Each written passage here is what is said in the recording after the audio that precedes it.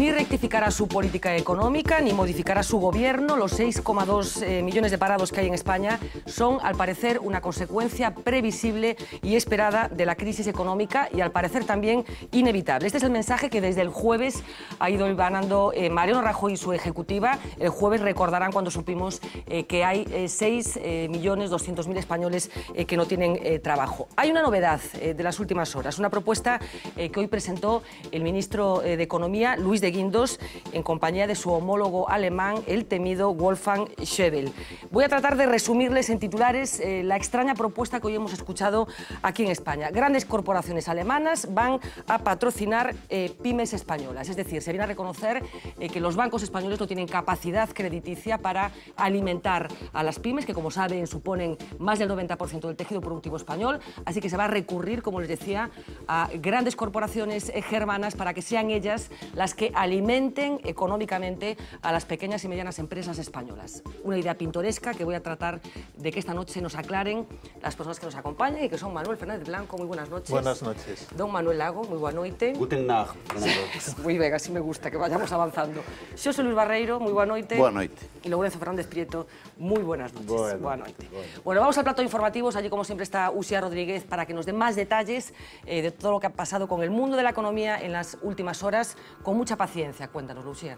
¿Qué tal? Muy buenas noches. Pues hay que comenzar por Alemania, que hoy ha llegado a España encarnada en su todopoderoso ministro de Finanzas para intentar atajar el mayor problema de nuestro país, que es el paro. La solución pasa, como decías, por las pymes. Las pequeñas y medianas empresas españolas suponen más del 90% de la actividad y emplean a 3 de cada 4 trabajadores, pero desde que comenzó la crisis están ahogadas por la falta de crédito, tanto que más de 400.000 han echado el cierre en los últimos 5 años. Pues bien, parece que Alemania se ha dado cuenta, así que los inversores germanos aportarán capital a las pymes españolas solventes, un plan al margen de las instituciones europeas y del que poco más se sabe.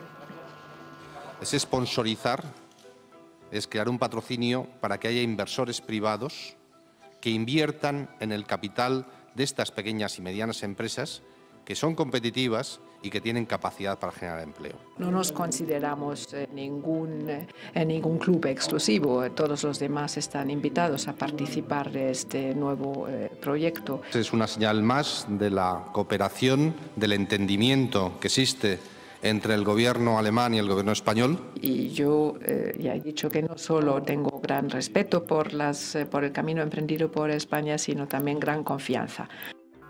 Alemania ha mostrado su confianza en el gobierno español, un apoyo que llega en el momento adecuado, cuando el mismo Ejecutivo reconoce que la luz al final del túnel está demasiado lejos a tenor de las previsiones que presentó este pasado viernes.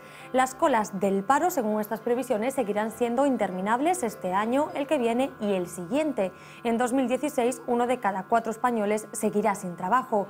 El déficit no bajará del 3% hasta el final de la legislatura, 2 años más tarde de lo previsto. Además, en 2016 la deuda pública rozará el 100% del Producto Interior Bruto. Eso sí, veremos un leve crecimiento en 2014, aunque habrá que esperar 3 años para ver cómo la economía avanza tan solo un 1,3%.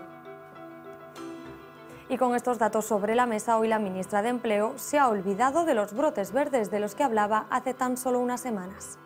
El camino que nos queda para alcanzar el gran objetivo, que es la creación de empleo, es todavía largo y difícil. Hablemos, señoría, con honestidad. Ninguna economía es capaz de crear empleo neto mientras registra 6 trimestres seguidos de recesión como la nuestra. Y esta parecía hoy la consigna del Gobierno: es imposible crear empleo en recesión. Eso, además, ya lo sabían. Por dramática que esta cifra sea, y lo es, no nos ha sorprendido. En un periodo de recesión no se crea empleo, se destruye.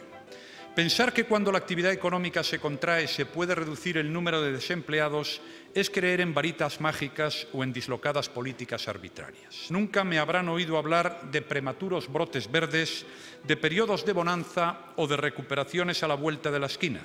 Lo importante ahora es no perder el rumbo ni bajar la intensidad del cambio. Una comparecencia en la que Rajoy también presumió de que ya nadie le pregunta por el rescate. Eso sí, no ha vuelto a pedir paciencia a los ciudadanos. Ya lo hizo ayer y sus palabras no gustaron mucho. Ayer el presidente del Gobierno habló de paciencia y yo le pido urgencia. Urgencia para hacer algo, hay que hacer algo, hay que cambiar cosas, hay que cambiar la política económica, porque es evidente que con esta política económica en Europa y en España vamos a una situación dramática en nuestro país. Hay que dar esperanza a los ciudadanos. Y esperanza es precisamente lo que se les está agotando a los ciudadanos. Para demostrar que ya no confían en las medidas del Gobierno, se ha puesto en marcha una nueva iniciativa, una nueva campaña para pedir la dimisión del Ejecutivo al completo. La plataforma Change.org quiere conseguir tantas firmas como parados hay en España, es decir, 6.207.700. Los impulsores aseguran que hay todas esas razones para pensar que Mariano Rajoy y su equipo no saben cómo salir de esta. Por ahora van 260.000 firmas, aunque lo cierto es que el contador sube cada vez más rápido, Marina. Pues el contador sigue subiendo y nosotros no pedimos firmas, sino comentarios. Comentarios en Internet, si lo queréis hacer en Twitter, la etiqueta es @economia_viav. Sobre economía podéis opinar también en Facebook o mandándonos un email a viav@vtelevisión.es. Volvemos a la tertulia en directo y ya sabéis que vuestros comentarios se publicarán durante la mesa de debate. Fernanda. Pues muchas gracias, chicas. Esta petición de dimisión a la que este fin de semana se ha sumado alguna cabecera que en principio apoyó el cambio en el Ejecutivo del Gobierno de España, pero por empezar por lo más pintoresco del día, José Luis, este proyecto de sponsorización de pymes españolas a través de grandes empresas alemanas. ¿Una nueva ocurrencia? No. De ocurrencia y de pintoresco no tiene nada. Vamos a ver, en los últimos 2 años, y cito de memoria, el Banco Central Europeo inyectó en la economía europea 1 billón de euros, cifra absolutamente mareante, que es cualquiera de nosotros incapaz de traducir a pesetas y de entender lo que quiere decir. De ese billón de euros, unos 450.000 millones se vinieron a España, en rescate y en sucesivas oleadas de dinero que fueron pidiendo los bancos, ocupando más que cualquier otro país de Europa y, desde luego, casi la mitad del conjunto de los países de la zona euro, ya que los otros no están en esta línea general. ¿Qué ha pasado con todo eso? Que la absoluta catástrofe en la que vive nuestro sistema financiero, nuestras finanzas públicas y nuestras finanzas privadas han hecho que el dinero entra por un lado pero no sale por el otro. Porque si saliese, por decirlo de alguna manera, tendríamos que ser rescatados finalmente ante la imposibilidad de que cualquiera de las 3 economías, la privada, la pública y la financiera, cumpliese los objetivos para los que está llamada. Por tanto, no cabe en este momento la posibilidad de meter dinero en el sistema y esperar que vaya a las pymes, pero cabe perfectamente que los alemanes inviertan. Esto es lo que se ha pedido siempre, que venga la inversión extranjera. Y lo que ha dicho el señor Schäuble o lo que sea, que es la persona que seguramente habla más claro de todos cuantos hablan de economía, lo que ha dicho es: las empresas alemanas que tienen excedencia financiera tienen una enorme capacidad en este momento para intervenir en la promoción de las empresas españolas, y eso para ellas es un negocio y para las empresas españolas es una oportunidad.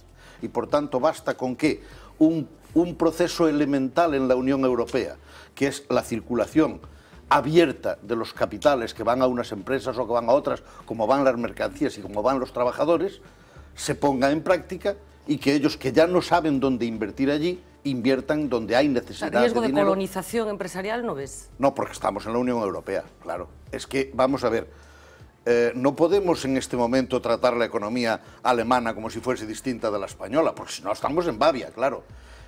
No, se puede tratar, pero se está en Bavia, no se puede estar en otro sitio. Es decir, lo que dice en este momento es que un español puede invertir en Alemania, puede tener cuentas en Alemania, un alemán puede traerlas para aquí. Sí, pero la deuda la pagan a otro precio, los alemanes.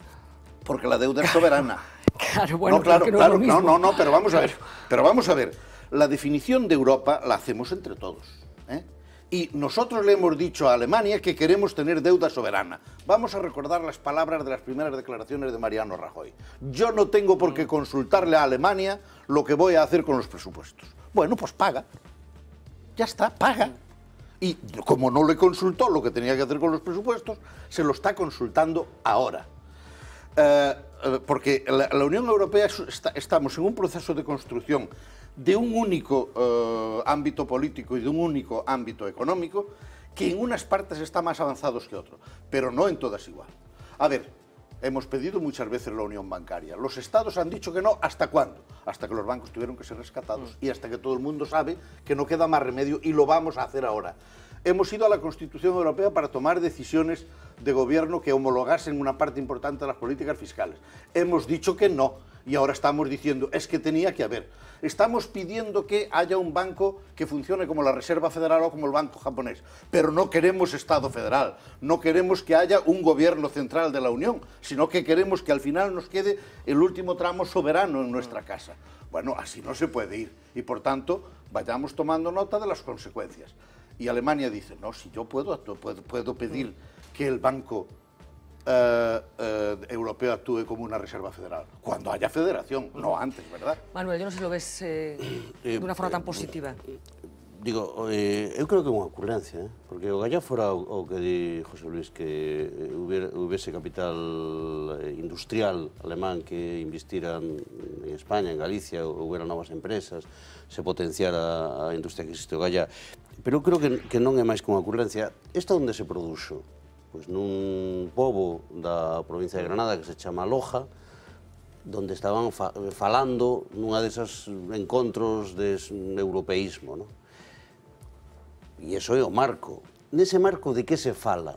Non se fala de investimento productivo en sectores, en áreas, non hai un plan, non, se fala de sponsorización e de patrocinio. E esos non son conceptos económico-financieros, non son conceptos empresariais, son conceptos de clubs de fútbol, de ONGs, deste tipo de cuestiones.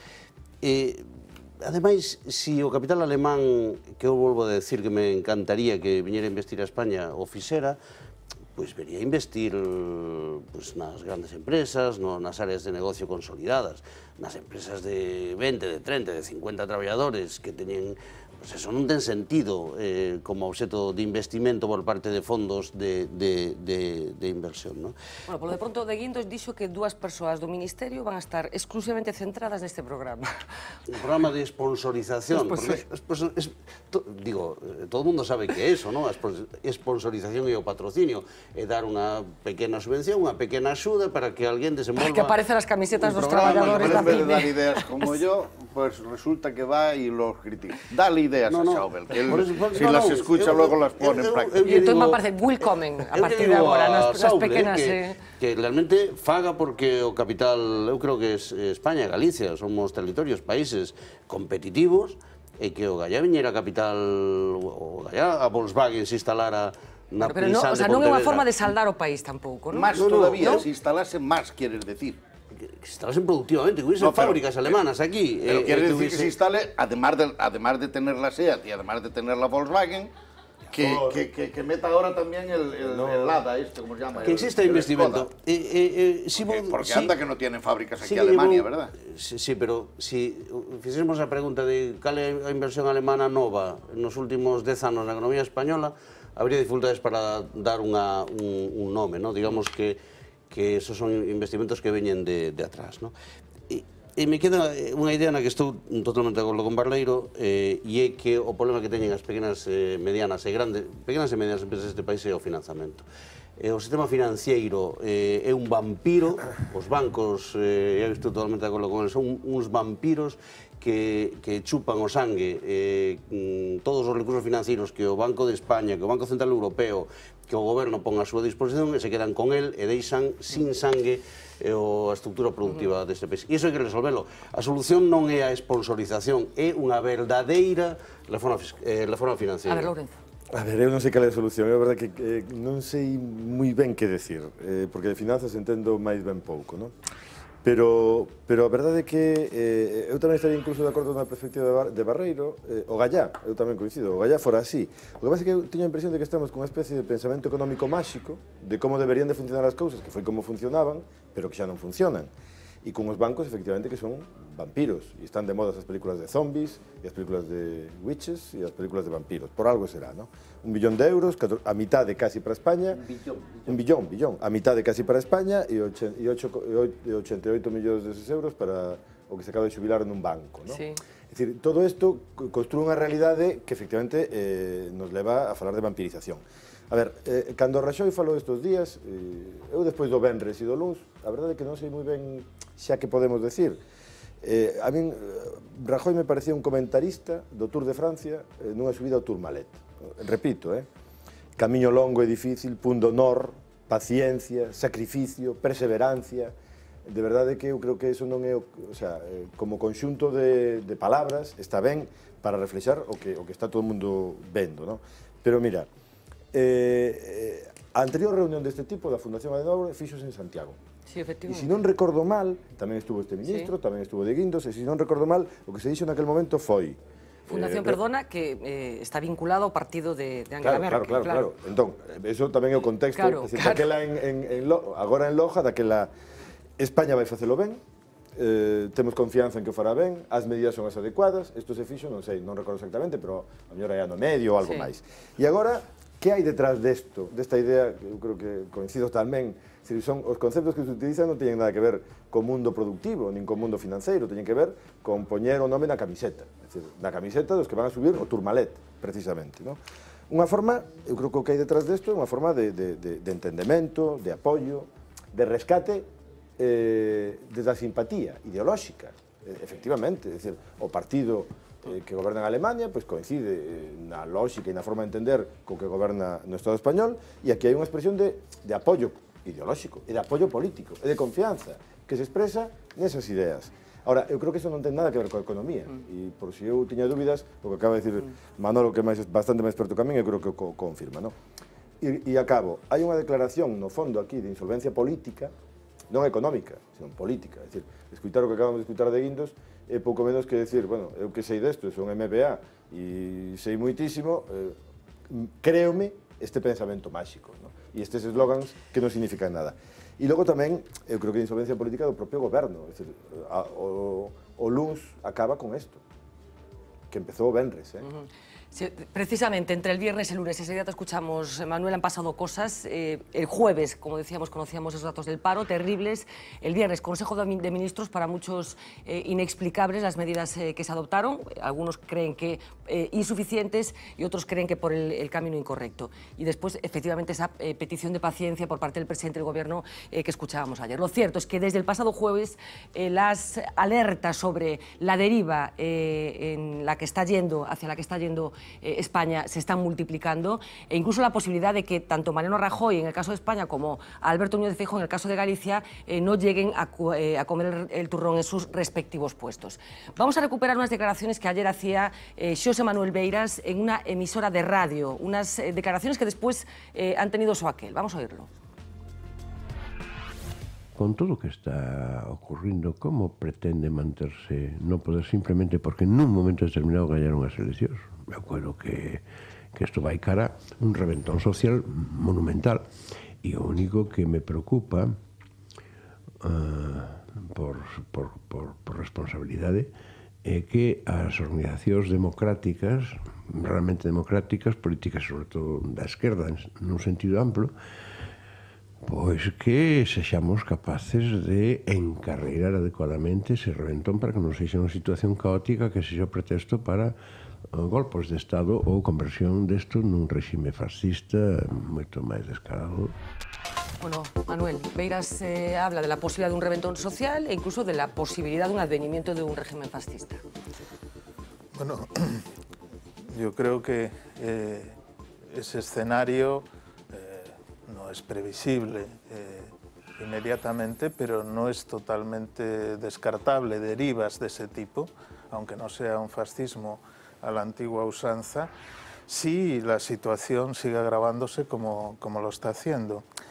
Vamos a ver, yo creo que la política muchas veces recurre a un discurso vacío, y ese discurso vacío se puede perdonar siempre y cuando las necesidades elementales básicas de la población estén mínimamente cubiertas. cuando ya mucha gente está en una situación límite. Luego, me imagino, comentaremos el caso de Italia, de este hombre, etcétera. El discurso vacío puede tener incluso un componente de provocación. Todo este listado de palabras que decía Lourenço, ya un político responsable en este momento tal vez no debería permitírselas, ¿no? Cuando Rajoy dice, por ejemplo, no estoy satisfecho con los índices de paro, con el número de parados, una expresión de ese tipo, ¿no? No me satisface. Bueno, es que solo faltaría, ¿no? que además estuviera contento, ¿no? Y a mí me parece que este otro tipo de medidas, como la sponsorización, tienen algo de impotencia, ¿no? Es decir, de intentar sacar algo que prometa una cierta salida, una vía en algún sector determinado, pero que al mismo tiempo lo que pone de manifiesto, lo que trae a la luz, es el enorme problema de confianza que existe, ¿no? A mí me sonó un poco a un bienvenido Mr. Marshall, sí. Un poco cutre, ¿no? Vamos a ver, porque... no, y ojalá me equivoque, es decir, ojalá fuera para bien, ¿no? Y ojalá esto permita una salida, aunque sea a 4.000 o 5.000 empresas, ojalá. Es decir, no me apunto yo a cuanto mejor peor, ni mucho menos. Pero sí me parece que el riesgo al que apunta Beiras existe, y existe en dos vertientes, ¿no? Me parece que hoy en día el riesgo es de una posibilidad de una opción populista y también de una opción radicalmente antisistema. Es decir, creo que en este momento la división de aguas está en ese punto, como se ve en Italia, por ejemplo. Es decir, que el segundo partido en resultados electorales no puede entrar de ninguna manera a formar parte del entramado institucional, porque entonces supondría una ruptura con su propia base electoral. Es decir, que hay un número importante de ciudadanos que ya hacen la división entre los políticos en el sentido tradicional, partidos políticos tradicionales, partidos de poder, y la rebelión.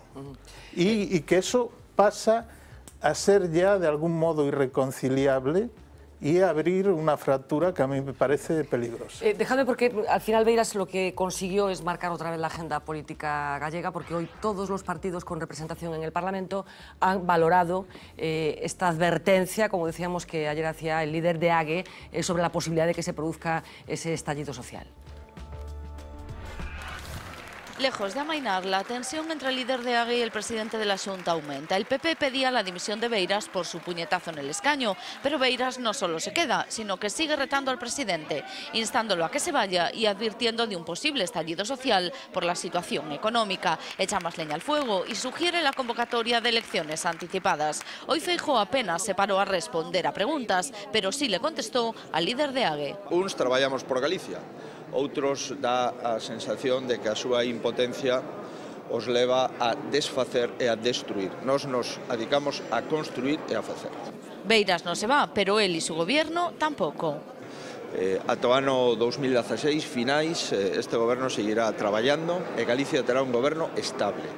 La guerra dialéctica y casi personal entre ambos tuvo ecos también en el Parlamento. Allí el presidente de la Xunta contó con el respaldo de su partido, que acusa a Beiras de desestabilizar y de intentar a la desesperada que caiga un Partido Popular respaldado en las urnas. Dado que electoralmente o Partido Popular gaña as eleccións, pois haberá que ir por outras vías para desplazalo do poder.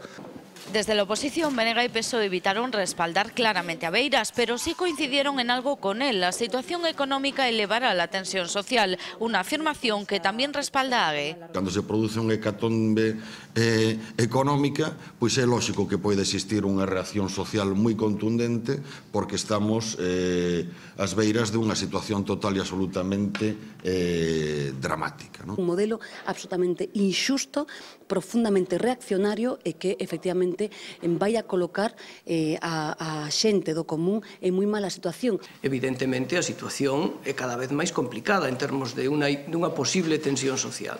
Estamos resistindo aceptablemente ben para os niveis de desemprego intolerables que existen neste momento. Pero isto ten un límite. De momento, el PSOE ya ha pedido la comparecencia de Feijóo para hablar del mercado laboral. Bueno, hay que sumar una voz nueva a esta tesis de que podemos estar cerca de un estallido social, que es la del secretario general de UGT, Cándido Méndez, que ha criticado hoy la resignación y la parálisis del gobierno ante los 6,2 millones de parados y le ha advertido de que las reservas morales y emocionales se están agotando, lo que puede desembocar en un estallido social. Estamos hablando de palabras mayores, José Luis. Sí. A ver, yo voy a tratar de ser rápido, pero dada mi inmensa soledad en esta mesa, que solo es comparable a la del gobierno, a lo mejor pido un poquito más, porque tengo que desmentir algunas cosas. Vamos a ver, primero, yo no le he llamado vampiros a los bancos. Yo he dicho una cosa bastante distinta, porque yo creo que entiendo perfectamente cuál es el problema del sistema financiero. El sistema financiero no tiene solo el problema de sus dineros, tiene el problema de nuestros dineros.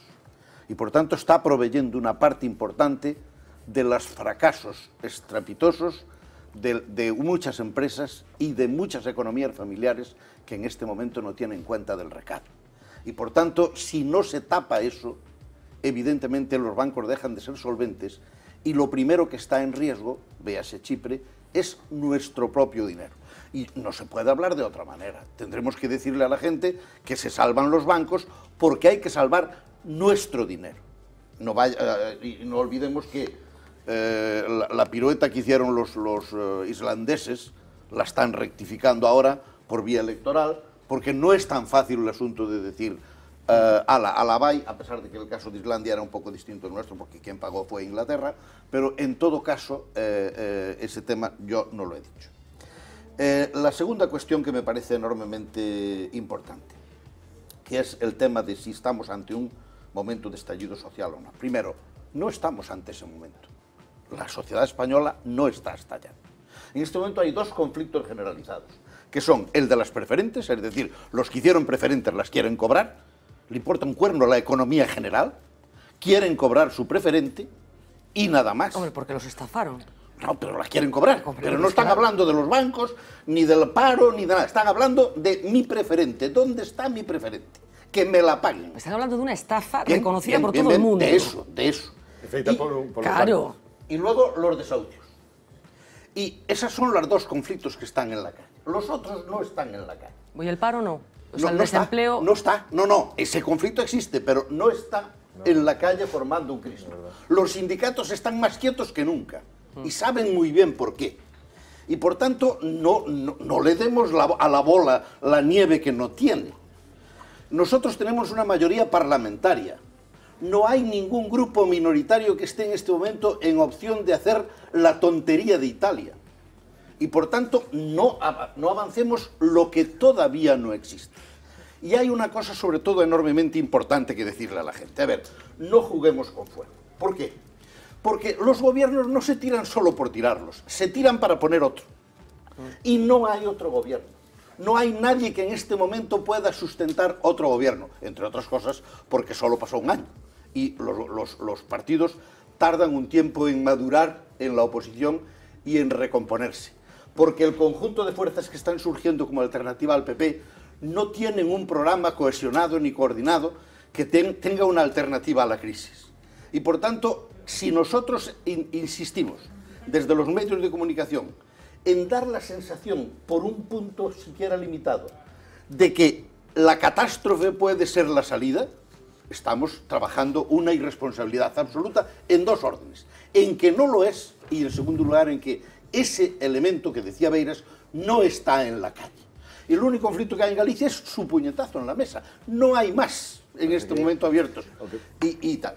Hay una cosa, Lorenzo.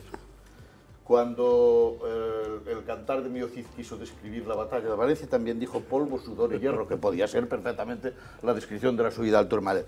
Y Y Churchill, cuando Churchill, dijo lo de la guerra, también dijo sangre, sudor y lágrimas. En inglés, pero... Sí.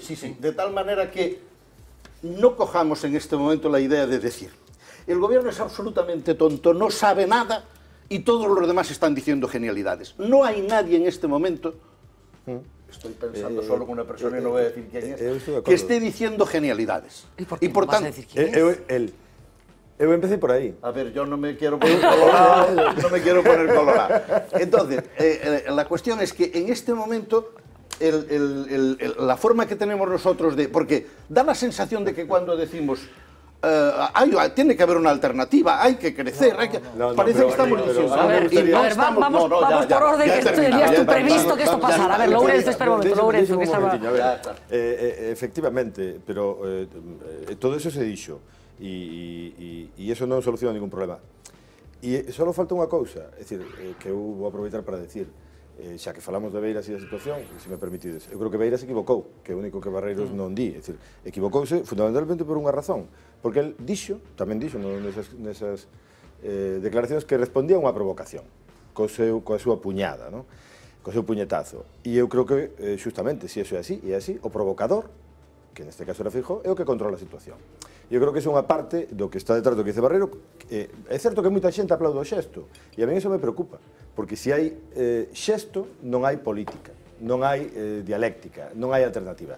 E eu que vexo, e dixen antes, e o repito, eu creo que en fin, costa moito traballo decir algo do que está pasando, ou entender o que está pasando, pero eu que vexo neste momento é o seguinte, e creo que aí é onde está o risco.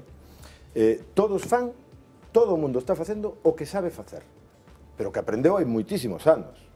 É dicir, unhos falan de austeridade, de continuidade, de permanencia, de estabilidade, e que a austeridade é a receta. Hoxe me pasaron unha cousa do Papus, do ano 77. O Papus, canto tempo sigo escoitar ese nome? Do ano 77. Bueno, para a xente nova, o Papus era unha revista satírica, política. A que, por certo, lle polleron a bomba os guerrilleiros de Cristo Rei. E nesa revista había un informe do Banco de Vizcaya, do que ven, por certo, esta persona que falábamos antes, se non recordo mal, que decía que a receita era a austeridade durante 2 anos. E os que falaban decían, bueno, pero isto solucionará. Despois de 2 anos van a traballar 12 horas polo que faga falta. Isto está probado con ratas de laboratorio e funciona. Que quero decir? Austeridade, continuidade... El Banco de Vizcaya desapareció. Sí, por eso. Bueno, está aí todavía... No. Bilbao, Vizcaya, Argentaria... Con tanto, veñen de aí, non? Logo, acabo rapidamente. Austeridade, continuidade, estabilidade, etc. E outros, por certo, e tamén recorda que el ano 77, están falando hoxe, non precisamente o líder de Izquierda Unida en Madrid, falaba hoxe de pacto polo emprego. Alternativa sí, pero cal é a alternativa? E defensa dos traballadores. Beiras tamén está facendo o que sabe facer. E a UPG organiza perfectamente e militantemente e moi ben a protesta. Pero todo eso non construe unha alternativa. Eu neso concordo, efectivamente. É dicir, por qué? Porque é un problema de diagnóstico que eu creo que non está acabado de facer. Non sabemos exactamente aínda que é o que está pasando. Por eso se fala de sponsorización e de cousas polo estilo. E hai un problema de novas propostas que, ollo, están formuladas. É dicir, hai moitos anos que hai propostas respecto da investigación, das solucións tecnolóxicas, das solucións enerxéticas, do non crecemento, situación na que está Xapón desde hai moito tempo. Aquí todo o mundo sigue dicindo que temos que medrar. Eu creo que non. Do papel do Estado, do papel da sociedade, falábamos antes de entrar aquí de Thatcher, da fiscalidade, dos instrumentos financeiros que haberá que reconstruir, porque hai 150 anos se fixeron caixas de aforros, medraron moitísimo co capitalismo e estouparon coa burbulla. Hai moitas cousas que haberá que empezar a facer, pero efectivamente eu creo que temos un problema de diagnóstico e temos un problema de construcción de alternativa. Vamos a ver, son moitas cousas as que se plantexan. Primeiro, é certo que o Partido Popular ten o mandato cidadán máis amplo que tuvo ningún partido na historia democrática española, agás o PSOE no 82. Maioría absoluta clarísima no Parlamento Español, no Senado, na maioría dos gobernos autonómicos, na maioría das cidades, non ten disculpa, non ten coartada para decir que non ten capacidade para gobernar. Ten estabilidade política extrema e pode aprobar as leis que quera. Segundo, este goberno, o goberno central, moitos dos gobernos autonómicos, fracasaron estrepitosamente. E deixadme que vincule o dos xoves o do venres. O xoves se coñeceu unha noticia terrible en España, e que hai non só 6.200.000 persoas en desemprego, é moito peor. Porque hai un dato, que é o seguinte, nos últimos 12 meses se perderon 800.000 empregos en España. E o paro medrou en 550.000 personas. O normal é que o paro medre o mesmo que o emprego que se destruye, máis as persoas que se incorporan ao mercado de traballo. Eso que quere decir? Pois que entre 300.000 e 350.000 persoas novas, moitas delas emigrantes, se foron do mercado de traballo. Quer dizer que a cifra de paro tiña que ser maior que eso porque se produce unha destrucción de emprego que está ao nivel do peor momento da crise do ano 2009, non? E iso se produce os xoves. E o venres, o goberno, para contrarrestar eso, fai unha roda de prensa para presentar medidas. E eu podo facer ese chiste que digo habitualmente. Que medida presentou o goberno o venres, Barleiro? Que medida presentou o goberno diante do maior... desindexación. Ninguna.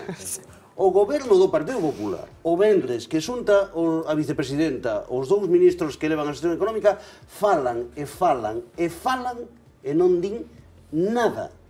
Nada de nada. Resignación, esperar, aguantarse.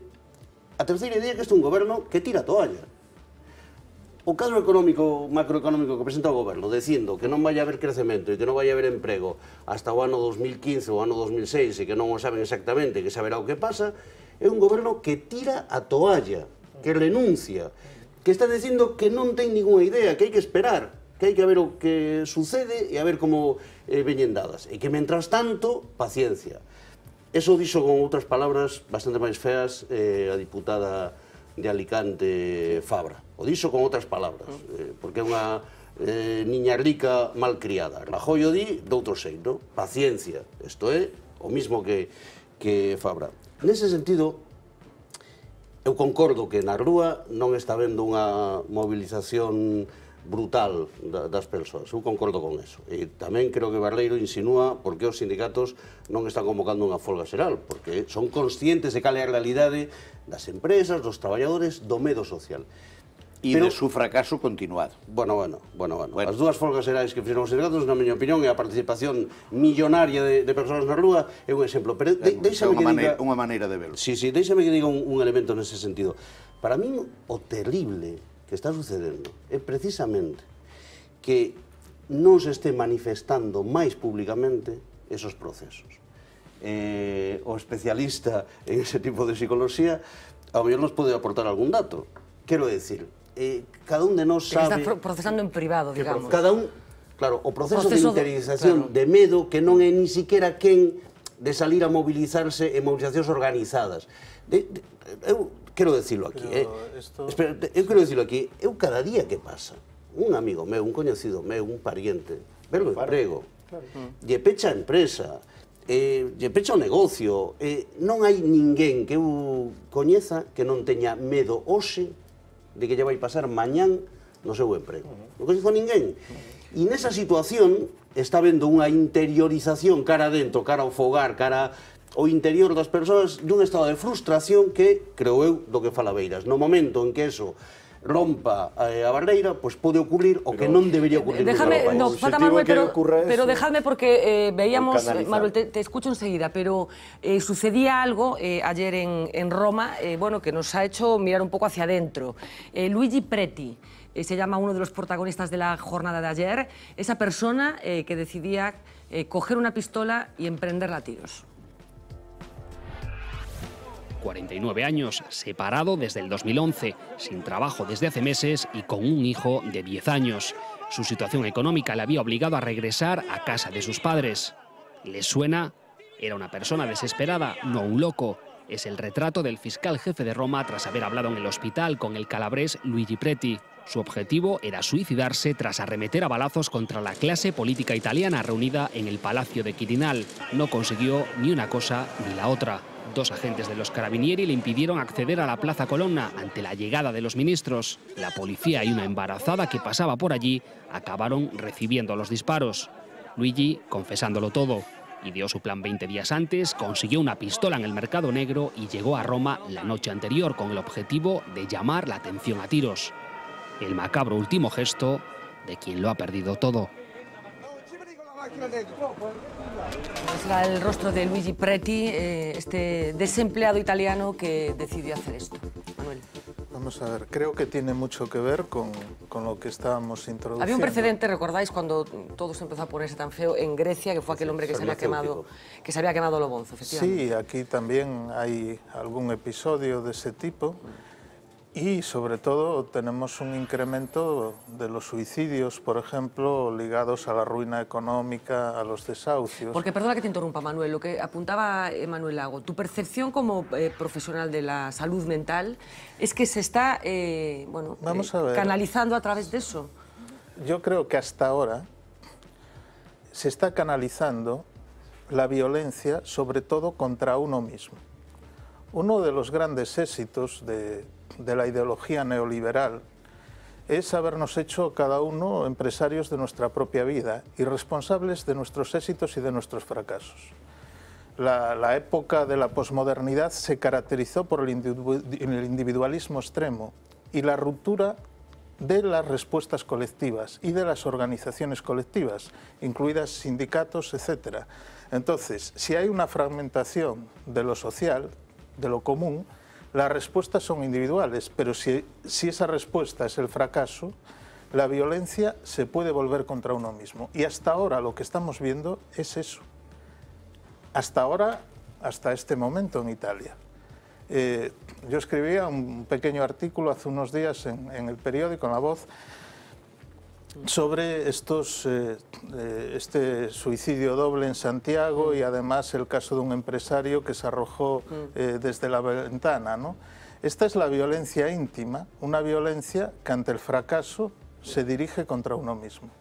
Pero el riesgo es que esta violencia llegue un momento en que se proyecta al exterior y no canalizada políticamente, ni siquiera a la forma terrorista clásica. Porque este hombre no son las Brigadas Rojas, no es un grupo terrorista.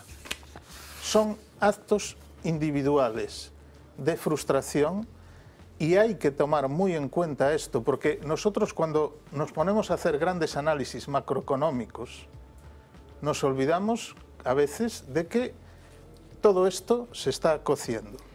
En este sentido, yo creo que hay que ser marxista en el sentido filosófico de que las ideas dependen de las condiciones materiales de existencia. Si son de la necesidad absoluta, respuestas desesperadas va a haber. Y sobre todo, y en esto aprovecho para contestar a José Luis, yo estoy de acuerdo, no va a haber un gran cambio de hoy para mañana, en el año que viene, hay una mayoría parlamentaria, etc. Pero yo tengo la impresión de que si ahora hubiera elecciones, el resultado podría ser muy diferente. Podríamos ver, por ejemplo, el hundimiento absoluto del PSOE, cosa que no me alegraría en absoluto, y un crecimiento de la antipolítica, del antisistema, con esa polarización que mencionaba, entre la antigua política y no se sabe bien qué cosa. Entonces, yo creo que estamos en este momento y en un momento donde la rabia, la frustración se está expresando de modo individual y hacia adentro. Y creo muy difícil que se aglutine hoy por hoy una respuesta colectiva en términos políticos viables. Lo cierto es que empieza a haber movimientos, ahora te escucho, José Luis, movimientos que, por ejemplo, están siendo investigados por la policía. Hoy hemos sabido que se sigue de cerca grupos anarquistas de Grecia, de Italia y de aquí de España, que estarían empezando a diseñar una estrategia conjunta para tratar de plantar cara a la situación desde el punto de vista de las ideas anarquistas. Dentro del Estado español, uno de los territorios más activos sería precisamente este, Galicia. Marina Quevegato, cuéntanos. Pues lo supimos, Fernanda, a través de un informe de la Policía Nacional que publicó el mes de abril. Ellos alertan para el aumento del número de anarquistas en nuestro país. Sostienen que su modus operandi es infiltrarse en los movimientos sociales que están surgiendo a raíz de los recortes, por ejemplo, el 15M, las protestas de los mineros o plataformas en defensa de la sanidad y de la educación. Entre los nuevos anarquistas, ya lo decías tú, está un grupo gallego, se llama Novembro Negro y se creó a finales finales del año pasado en Santiago de Compostela. Viajan por toda Galicia impartiendo charlas y conferencias sobre el anarquismo y ya han estado en Santiago, Coruña, Ourense, Vigo, Marín y A Guarda. Predican el anarquismo sin violencia, aunque no es eso lo que le consta a la policía, porque en ese informe se dice que en la estrategia de estos nuevos grupos anarquistas se incluye también la colocación de artefactos explosivos, de cócteles Molotov, el envío de cartas explosivas y de paquetes bomba. Entre los puntos más calientes del país está Galicia, pero también La Rioja, Cataluña, Madrid y Andalucía. Pero hay más, porque según este mismo informe se ha establecido, lo contabas, una red de actividad a nivel europeo. Los activistas españoles se han unido a los griegos y a los italianos para diseñar una estrategia conjunta. Se les conoce como el Triángulo del Mediterráneo. Así que todos muy pendientes de los anarquistas aquí en España, pero también en Grecia y también en Italia. Fernanda. Bueno, los anarquistas de gran y profunda tradición en España, por otra parte, no estamos hablando de nada nuevo. No esto. Vamos a ver, dos cosas. La primera, el Luigi italiano. Sí, a ver, Luigi Preti. A ver, vivimos en el país de las apologías, donde toser cuando pasaba uno de ETA podía ser apología del terrorismo. Bueno, no nos pongamos ahora aquí a decir que este señor se expresa a tiros. A tiros se expresan los asesinos, nada más. Que este señor lo haya hecho por una obcecación mental transitoria y que no el fiscal tenga culpa. dice que loco no está, bueno, el señor. pero puede haber tenido una pérdida de control transitorio, que es una locura al fin y al cabo, que dura unos minutos o unos segundos. Pero un tío que coge una pistola y va a disparar indiscriminadamente contra la gente y tal, es uno que tiene instinto asesino, ¿verdad? Los que matan y asaltan bancos también son individuales. No nos pongamos con ese lenguaje. No es posible aceptarlo. No pensarás que yo... No, pero lo estoy diciendo por si la gente no te ha entendido, ¿verdad? Esa cuestión es muy importante. Es muy importante. Pero es muy importante que los diagnósticos no oculten la realidad.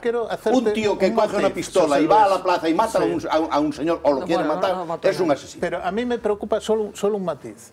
Me preocupa, además de condenarlo y condenarlo con toda la fuerza, eso nunca puede ser legitimado de ninguna manera, me preocupa prevenir que hechos de ese tipo puedan llegar a generalizarse. A mí también. Y lo primero es señalarlos con el dedo y decir que no está explicado esto por la crisis. Es decir, la gente que se suicida, hay mucha gente que está en situaciones dramáticas y que le han muerto a la familia y se le mueren 6 familiares en un accidente y no se suicida, ¿verdad? El que se suicida siempre por varias causas y porque tiene una propensión a ver, tú me corregirás, pero tiene que haber una explicación para el incremento real de los suicidios vinculados a la situación. No se suicida a todo el mundo. Que los que son propensos le falta solo un empujito para dárselo, pero a lo que no es propenso no se suicida por culpa de la crisis. De hecho, se suicida muy poca gente por eso.